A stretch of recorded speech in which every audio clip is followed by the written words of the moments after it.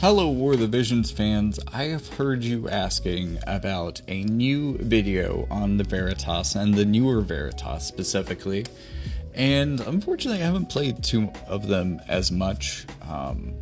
My emphasis on class match has only really been, my emphasis on like match battles has only been for like class match or limited. But one thing that I want to emphasize is that the Veritas units essentially kind of come in pairs.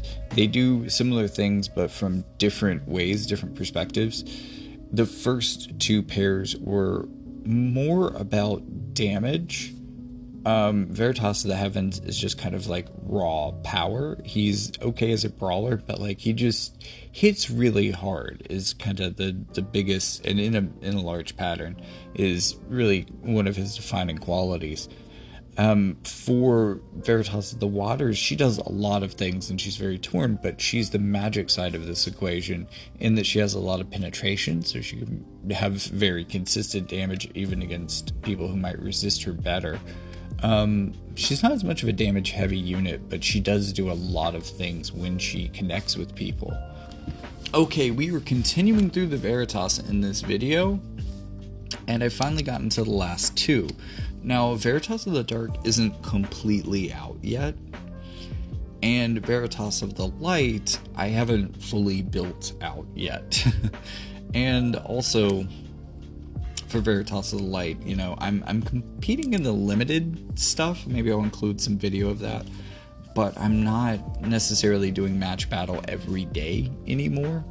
It helped when I was making a lot more videos because that encouraged me to use match battle more, like I will also be showing you in this video. But all in all, I haven't had the most chance to test Veritas of the Light, but she's an interesting character and I definitely want her and want to build her, but I want to talk about her today because I've studied her and she seems pretty cool.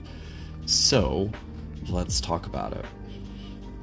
First, let's see, debuff effect weakening, AoE resistance penetration of 20 in her master ability. This is never going to expire and it's undebuffable, or it's undispellable rather.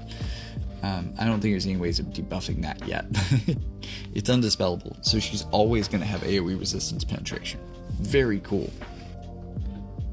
In a way, this is kind of an upgrade to how Sakura gets it, actually. Veritas of the Bolt, who we reviewed previously. Then for Dream ability, single target resistance, which I think might be pretty relevant for her. Even as a ranged unit, she's not as much of a ranged unit as Sakura is. She's not, you know, I've referred to these guys in pairs, and it's easy to look at these two coming out next to each other, both being ranged characters in theory, and say they're the pair. They're not. This character has way more in common with Veritas of the Dark in a lot of ways. The only real commonality between her and Bolt is that they are theoretically, or not that they're theoretically ranged characters, but that they're missile units in general. But they're different types of missile units. Also, 30% reaction block rate natively is pretty cool too. Alright, so Aura of Lucient Brilliance. This looks like the must-have passive support. We have Spirit Penetration of 40, AoE Resistance of 24, quite cool.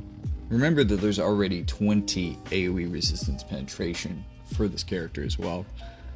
Physical and magical damage taken reduced 15%. Not for a period of time, just 15%. Just always. Can't be dispelled. I guess it could be debuffed, but it's there. Just 15% damage doesn't happen. Plus, we have a good bit of AoE resistance here, and if you remember, there was already 12 single target resistance.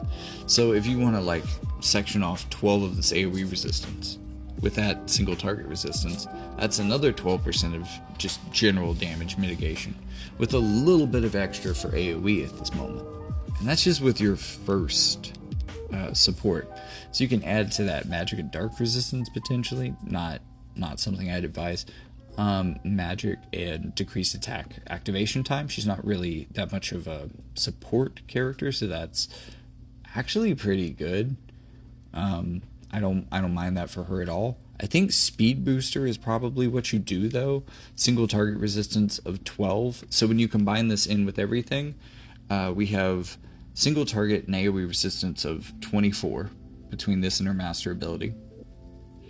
And then 15 physical magical damage taken. So you have 2 layers of general defenses already. 15% for one barrier that, as far as I know, is impenetrable. And you have another barrier which new characters can sometimes penetrate that's 24%. And that's, again, without even getting to her buff rotation. These are her base stats, ladies and gentlemen. And everyone in between or outside of that. Easy shorthand for you guys. I'm just saying that's a lot. And this is this not only completes that, but it gives you 12% agility, which is just great for everybody. And the way I assume that you play her, especially on an all-missile team, you would want her to be as fast as possible, probably. Spell Booster is interesting. It's very similar to Swift Sorcery. It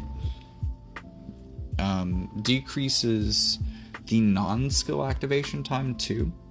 It's only 200 for each, whereas Swift Sorcery is 400, but just for attack skills. But she mainly only has attack skills, so I think Swift Sorcery is better than Spell Booster basically every day of the week for this girl. Although they are very similar.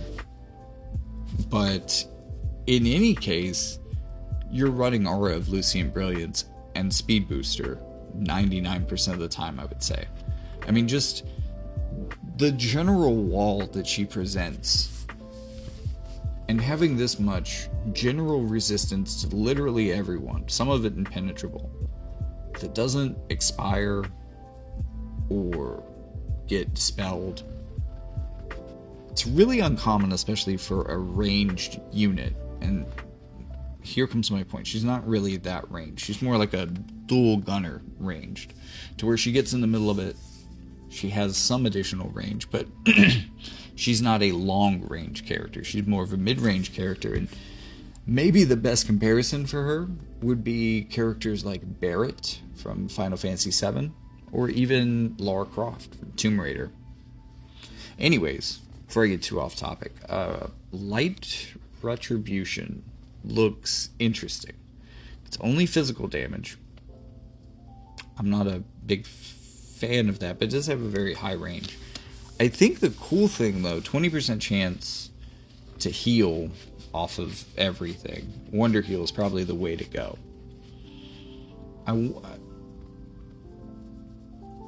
But I also imagine, because of other things in her kit, that decreasing light resistance could be really enabling for her. The thing is, it's a counter to physical damage, which is weird because, while she is a generalist so far, and you could probably be building her for high defense and some other things that would increase like her physical durability. Maybe you're including protect in the buff rotation of the people around her or something like that. She's going to be magic oriented in how she defends herself through her kit. She's going to add a lot of magic resistances to that already strong baseline. So this being physical, I think, is really, really bad for it.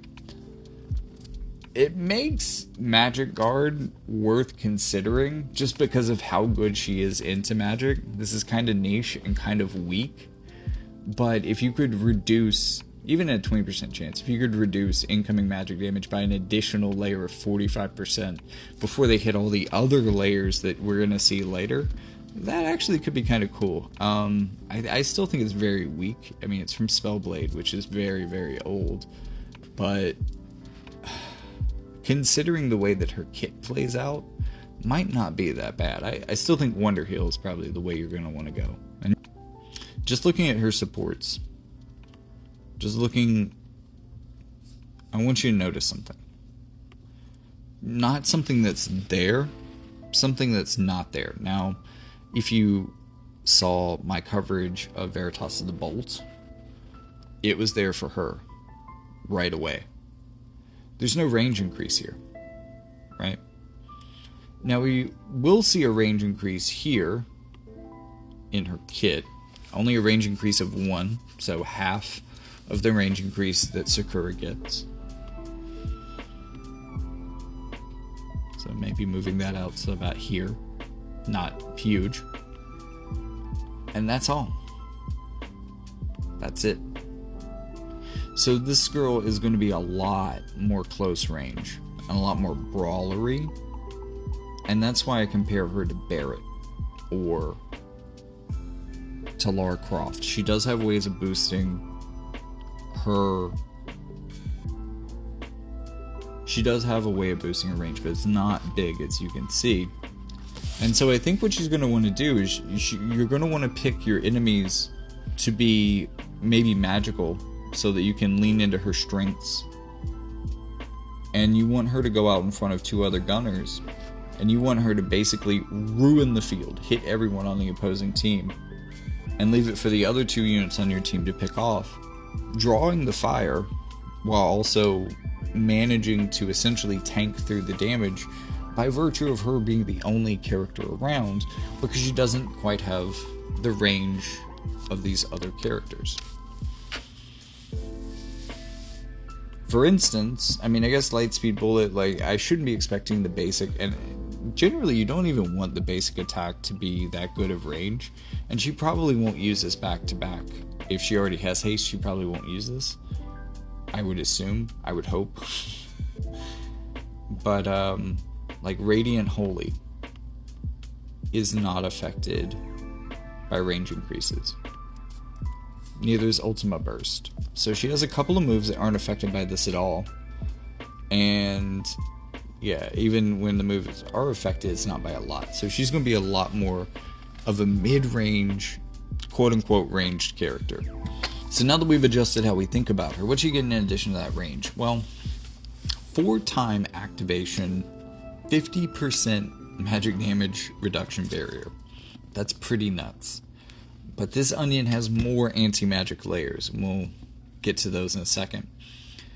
She increases her own magic damage by 20% for 4 turns, and she decreases her chance of being targeted by 8. Which is actually kind of interesting. It's helpful in some cases, and it's probably going to do a lot less in a case like I just theorized, where she's running out in front of everybody else, because she will be targeted even with low hate just because she's the only thing around. But that could be interesting for her in other applications where she is the most ranged unit, where she's being paired with 2 shorter ranged units. Radiant Holy can be really good against zombies in PvE, but this will dispel auto revive. It hits for 220.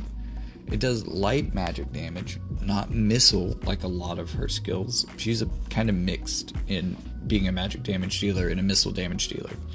She doesn't have magic attack resistance penetration, so her magic is going to be a little bit weaker. But if you're trying to tank her or her team by leaning into missile resistance, she can use skills like this to get around that. It has, as you can see, decently high range for a single target skill like this. 220 mod is good damage. Like, this is above average, I would say. And 100% hit chance, because Holy historically generally has 100% hit chance. This is no exception. So this is good anti-evasion coverage. Angelic Halo is her buddy buff. Reduce physical and magical damage taken larger the area attack size, 25% for 4 turns for allies. So that's general AoE damage reduction of 25%, not only for yourself but others. So just another layer of the generalist onion. We're 3 layers deep now. Reduce magical damage taken 20% for 4 turns, which is pretty ridiculous. Not 4 hits, 4 turns. So now we're up to 3 general layers of damage reduction, as well as 2 layers of magic damage reduction. Auto revive, because of course. And for 4 turns, all of her attacks are going to reduce missile resistance by 15%. This is another thing that, again, isn't going to affect Ultima Burst or Radiant Holy, but Lightspeed Bullet, Divine Shot, Saint Eraser, which is, I think, going to be her go-to for damage, and yes, her LB as well. Let's talk about Divine Shot. Decrease light resistance 25% for 3 turns. This is also very large AoE. She is going to have AoE resistance penetration. She already has 20, right? 20 AoE resistance penetration. Base. Undispellable. Always there. After using Saint Eraser in any of its forms, she'll gain another 30. So 50% AoE resistance penetration after this skill. So skills like this are just going to be nuts for her. She's got, well, 2, 3, probably 4 of them. So she's got a lot of choices. Oh, sorry. Hold on. Divine Shot is the baby form of this. My bad. Okay. So she's got 2, 3, at least 3 choices for good AoE patterns. So this gets upgraded twice. My bad. That tripped me out.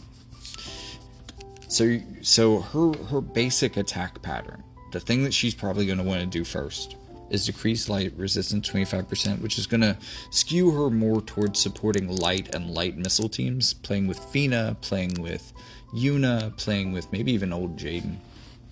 Things like that. Maybe even MR Fina. I saw her putting in work on a guild battle defense team recently. It was ridiculous. AoE resistance penetration of 30, again getting her up to a base of 50 for 3 turns after using the skill and before it deals damage.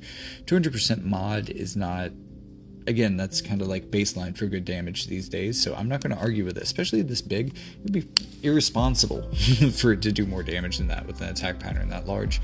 It's going to absorb 50% of the damage done, which you best believe in most cases is going to be like everything.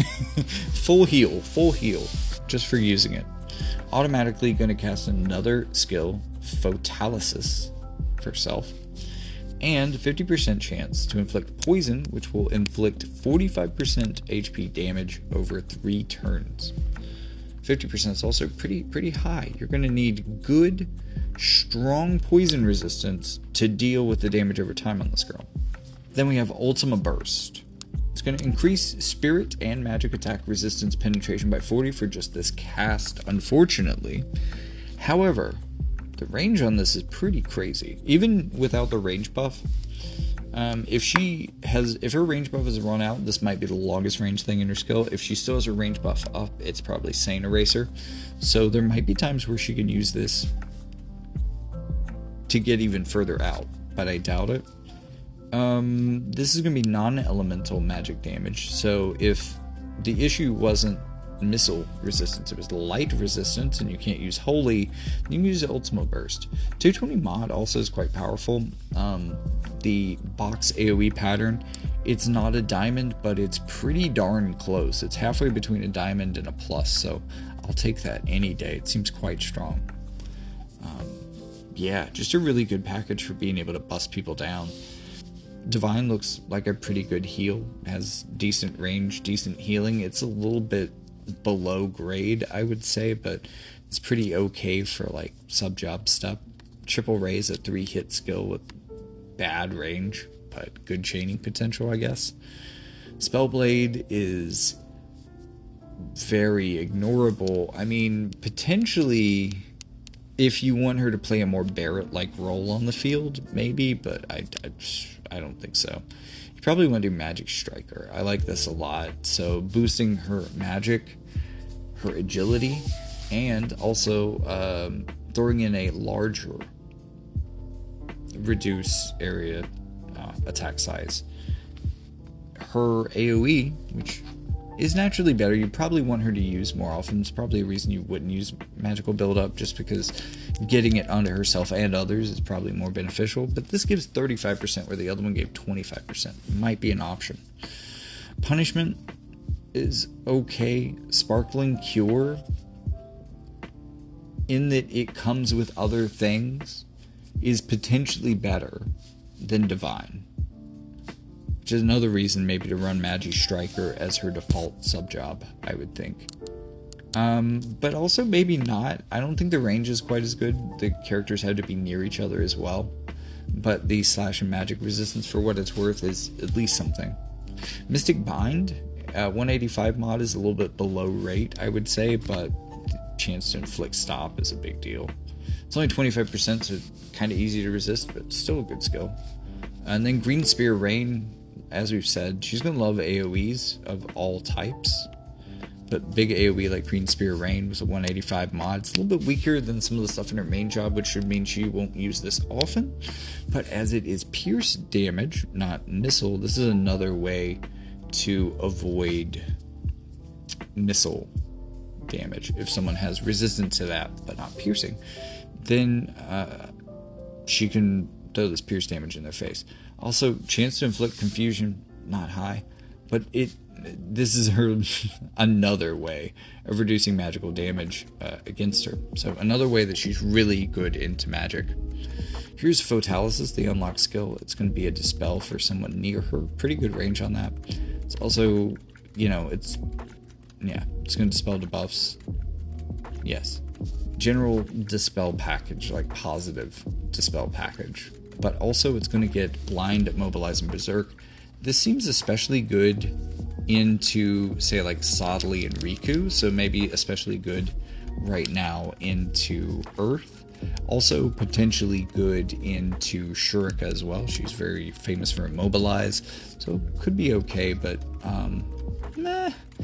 I mean, I guess it's icing on the cake. I like the skill it's with, alright. This doesn't do a lot, but I guess it's free, so I shouldn't argue with it.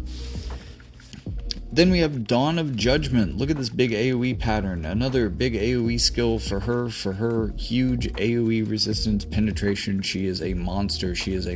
And she's going to break or at least reduce physical and magical larger area attack resistance before dealing damage for targets. So breaking that AoE resistance before she hits them with a big AoE skill. And also, when I talk about AoE resistance penetration, I don't talk about penetrating this. This is actually a separate effect. So when you combine her AoE resistance penetration and this, she's penetrating two different types of AoE damage mitigation simultaneously. I mean, just unheard of levels of AoE defense penetrations here. 240 mod also means that the skill is quite powerful. It's also a guaranteed hit, 100% hit chance. That it's maybe a bit of a shame that there's not a more repeatable source of 100% hit chance in her kit, but I think going into evasion, especially since Photalysis again feels like it should play well into Earth evasion, she at least has a chance with this skill. She'll blow this off early on. Also, she's going to reduce their magic damage for 3 turns. So this is a slightly weaker effect than Green Spear Rain. So if you want this to be repeatable, again, running her in Magi Striker gives you an option to do that. But again, just another way, even if you aren't running her in Magi Striker, to at least once just turn down magic damage.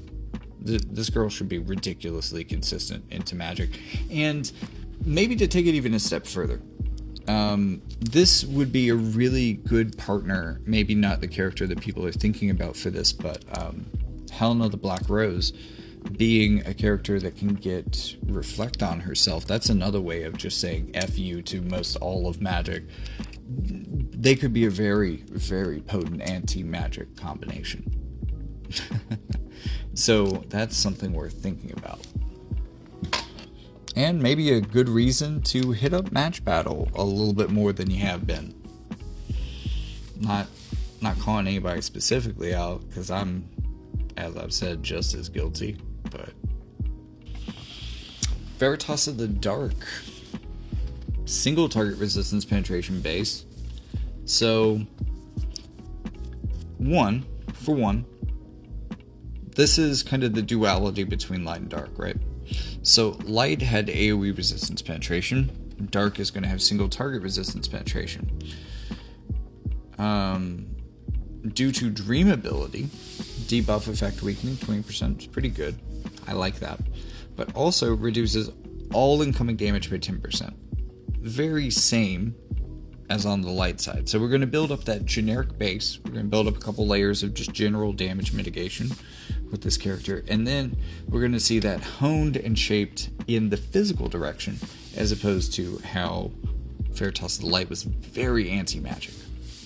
The one thing that you're definitely going to be using is Resolve to lead the Sworn. So this kind of goes above and beyond on defense penetration of any skill I've ever seen before, in a way that Veritas the Dark could be pretty good at executing. So I'm going to read the uncomplicated parts first and then get to the fun stuff.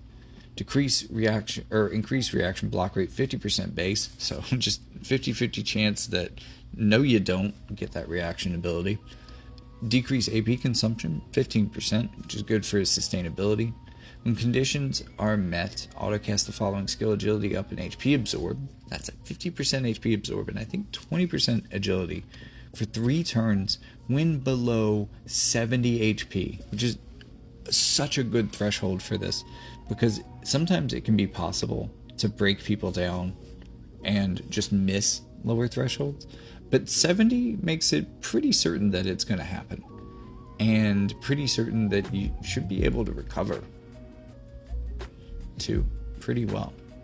And also slash attack resistance penetration. So traditionally I've said that kind of the 3 things that you want in combination to get the what was at the time like the premium damage and penetration package was you wanted a defense or spirit penetration, you wanted a specific damage type that you specialized in, and penetration for that, so we have slash attack, we have defense pen, and then you want a boost for your attack or your magic.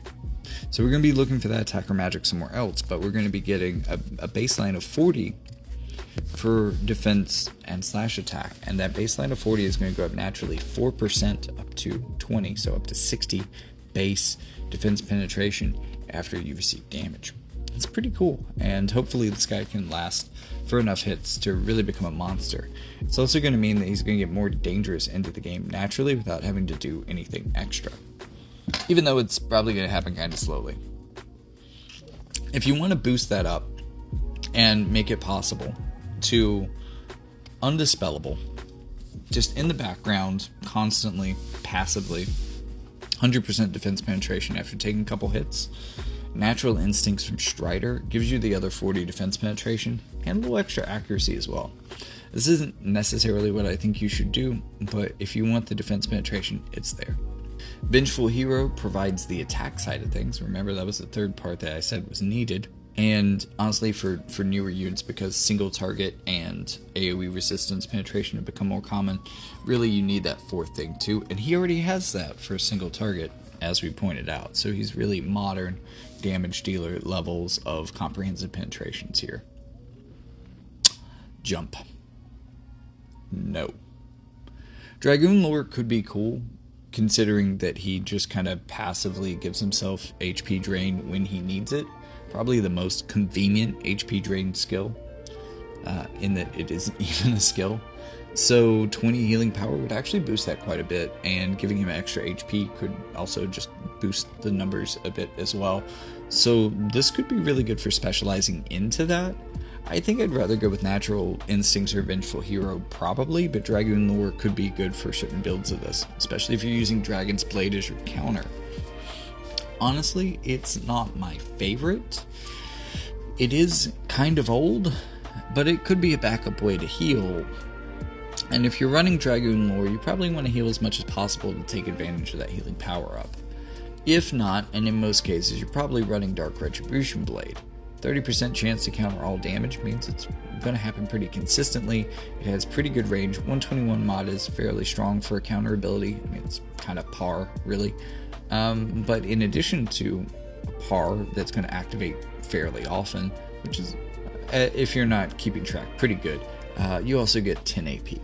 Just to mean that the next turn you have coming up, you're more likely to be able to really punish them and really get that retribution. Basic attack here doesn't have the best range, which is good. You generally don't want the basic attacks to have a lot of range, or you might have to turn them off. You might turn them off anyways, but having a basic attack that restores CT can be pretty cool just for kind of comboing, essentially. Dark Vitality is his individual buff. It's going to give him Courage. It's going to give him 15% physical damage increase. It's going to give him Hate down when HP falls below 20%. It's going to give him AP recovery when his HP falls below 50%, which is, we can already see this is kind of the inverse of some of the effects that Light got. And then we're going to reduce physical damage taken 20% for 4 turns. Again, inverse of what Light got, except again, for Dark, it's going to be all focused into him being very physically resistant. And a lot of this is going to be conditional on him having Courage. So he could fall off right before he dies, but that's not too bad. Especially when he is potentially on that fall getting HP drain. He'll be back. If he wants to break that single target resistance even further, Blade of Certain Carnage has a 60% shred, decent range, 200% mod, and 100% hit chance. So this is going to be a really powerful anti-evasion coverage move. Like, really strong. A lot of times, you know, these single target skills, they don't get a penetration, good damage, and guaranteed hit. And I think this one, you know, while it is not a skill that you want to use most of the time necessarily, I don't think it's generally good. I think you leave it on for coverage, really. Encroaching Darkness is the buddy buff. This is going to reduce his physical damage taken by 50% for 4 times. So again, inverse of the magical buffs that Light was getting. Slash attack up by 30 for 4 turns for allies. So he's a good damage booster for slash teams. Increase AoE resistance 25% for 4 turns for allies. Grant the following effects for allies: Seals Barrier Destruction, and Seals Remove All Buffs. Pretty cool for 4 turns. So he can really kind of mobilize the team with that. Then his skill that gets upgraded a lot, similarly to Saint Eraser, Dual Blade of Dark Vengeance. Sounds like Roth named this one. You can select up to 2 targets. You have a pretty wide range for this as well. Slash attack resistance shred 60%, single target resistance penetration of 40% for 3 turns for self. So we can now go to 60% single target resistance penetration, which is actually even higher than the AoE resistance penetration we were just talking about for Veritas of the Light. So, you know, you're kind of going to be doing more damage even though you aren't hitting more people, which I think is a fair balance. 200% mod. It's going to increase its damage as your damage decreases, or as your HP decreases based on your healing power at 100%. Based on your healing, based on 100% of your HP. It's also going to decrease their healing power by 50, which is not entirely backbreaking, but it's pretty dang close for 3 turns. This is quite a strong skill. When you consider that you can run this guy with a base of 80 defense penetration, this shreds slash attack by 60, you can get up to a combined 60 single target resistance penetration as well. You have all 3 of those penetrations one way or another, through debuffs or through your own penetrations. You've pretty much nullified all resistances, generally speaking, to your damage. But also, that effect increases the more you've taken damage, and the more damage you have currently taken means the more damage you will do. And, follow me down this rabbit hole, if along the way to this move you triggered that 70% threshold, which is likely if you've taken a couple of hits, if you've got your defense penetration high, then at this point you have your HP drain up, and you have the best potential to do the most damage possible, pumping this 200 mod up to the sky, while also giving you basically perfect penetrations into everything that's possible to penetrate at this moment. And then the HP drain kicks in, and you're healed back to full health to add insult to injury. It's a beautiful move. It's a beautiful move. I'm not sure what I would say about how this is balanced with Saint Eraser, but boy, it is definitely strong. This is maybe the scariest thing that I've seen in the Veritas' kit. And I also think that because the game is maybe like 65-35 on a physical magical split, the fact that this guy specializes in dealing with physical is going to make him more often a good unit than Veritas of the Light. Veritas of the Light, because she specializes more in magic, will be a bit more niche. But I think both of them, because they're also generalists in their defenses at heart, are probably going to remain relevant. They're both very good and very modern characters in a lot of ways. No upgrades needed, but yet still many upgrades planned for both of them, so they should remain relevant into the future. I haven't finished this guy's kit yet. Job level 25 skill, reduce counter chance 100%, 3 turns for targets. It's going to be a plus shaped AoE. So this may not benefit from some of the single target resistance penetrations, but it kind of gives them some coverage in case. But I guess it gives them some coverage. It gives them an AoE move. But it does turn off those counter chances. That can be pretty good. Defense penetration increased by 30. So let's say you're not running natural instincts, and maybe you've taken a couple hits and gotten up to 60. This will get you up to 90. So you haven't taken a couple hits, so it gives you up to 70, which is still pretty good. And it goes for 3 turns. So this might, if you plan on relying on this move a little bit more, then maybe you can get away with not running natural instincts and using something a little bit different. This could kind of help be the crutch that allows you to do that. 200% mod means it's pretty good damage. And it's going to decrease debuff effect weakening by 40% for 3 turns to targets. Fortunately, after doing damage, which means that the counter chance can be debuffed weakened, I guess. Whatever. I don't care. It wouldn't be that bad, actually. Shadowbind Edge, while it has some really weird targeting and kind of lackluster damage, 25% chance to inflict disable. Disable's really impactful. 25% would be easy to plan against, but how many people constantly plan for dealing with disable, I wonder. Strider is a pretty strong job. Spirit Ward kind of helps maybe a little bit to bring an attack buff while also providing something that protects against magic. If you were trying to move this guy more generalist, I don't really recommend it. I think both of these units would probably be better in their niche. And also, this is, in this day and age, a little bit lackluster of a buff.